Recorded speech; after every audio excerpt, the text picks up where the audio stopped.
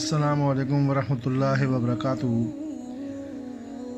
नाज़रीन, आज हम आपको कलम की मदद से अलिफ लिखने का तरीका बताएंगे। तो सबसे पहले आप इस बात को मद्देनज़र रखें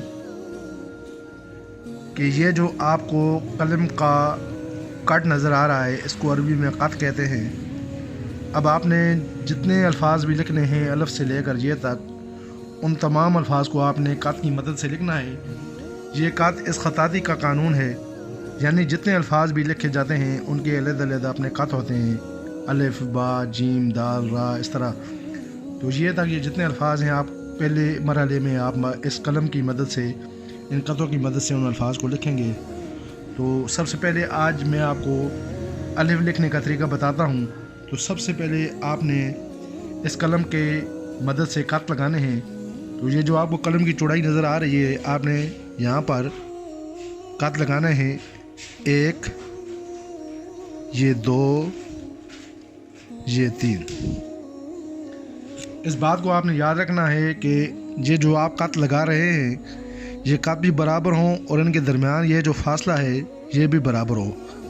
ऐसा ना हो कि एक क़त आपने यहाँ पर लगाया, दूसरे के साथ जोड़ कर लगा दिया, तीसरा यहाँ पर फासले पे लगा दिया। नहीं, ये इस कानून के बिल्कुल मुखालिफ है। इसकी वजह से आपकी लिखाई बजाय ठीक होने के ख़राब होगी। तो आपने उस कानून के मुताबिक जब अल्फाज को लिखना है तो ये आपकी लिखाई तब ठीक होगी, आपको अल्फाज की पहचान होगी। तो सबसे पहले आपने कलम की मदद से ये क़त लगाने हैं। 1, ये 2 और ये 3। क़त बराबर हों, उनमें फासला भी बराबर हो, क़त सीधे हों, आपका लफ्ज़ सीधा होगा। तो आपने अब कलम को ना इस तरह करके पकड़ना है, इस तरह करके पकड़ेंगे तो कलम इस तरह लिखेगी। और अगर आपने कलम को बिल्कुल खड़ा रख दिया तो कलम इस तरह लिखेगी। तो आपने इन दोनों के दरमियान यहाँ पर कलम को थोड़ा सा तिरछा रखना है। यहाँ पर तिरछा रख कर यहाँ पर आपने ऊपर से शुरू करना है और नीचे आकर कलम को आपने ये इस तरह छोड़ देना है। तो ये आपका अलिफ बन गया। अब इस बात को याद रखना है कि ना इस क़त से बाहर निकलना है, ना इस क़त से बाहर निकलना है। क़तों के दरमियान आपने इसको लिखना है। तो अब अलिफ एक बार आपने लिख लिया। अब आप ऐसा करें कि पैमाने और पेंसिल की मदद से आप यहाँ पर इन क़तों के दरमियान लाइनें लगा लें, ताकि आपको बार बार क़त ना लगाने पड़ें और आपको लिखने में आसानी हो। तो उसके लिए आप ऐसा करें कि सबसे पहले आप पैमाने की मदद से ये जो क़त आपको नज़र आ रहे हैं, आप यहाँ पर 2 लाइनें खींच लें, एक ऊपर और एक ये नीचे।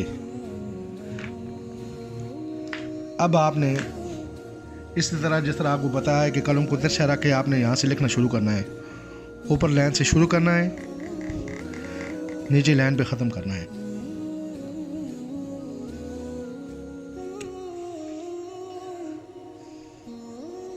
कलम को तिरछा रख कर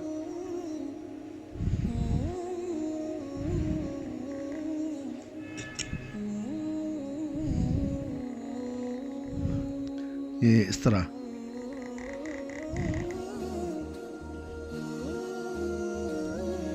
तो इस तरह आपने ये मशक पूरी करनी है। तो ये आपका आज का ये अलिफ का सबक था। इसी तरह कल आपको एक नए सबक के साथ, यानी बे लिखने का तरीका हम आपको बताएंगे। तो आप इसकी मशक बार बार करते रहें। जो तरीका आपको बताया है, इंशाल्लाह ये आपका आज जब आप इस मशक को इस तरीके से करेंगे तो इंशाल्लाह ये आपका आपको अलिफ लिखने का तरीका ठीक तरह आ जाएगा। तो इसी तरह फिर आपने आगे मज़ीद लफ्ज़ों को भी इसी तरह लिखना है। तो आज का ये सबक यहीं पर ख़त्म करते हैं। कल इंशाल्लाह नए सबक के साथ हाज़िर होंगे। तब तक के लिए अल्लाह हाफ़िज़।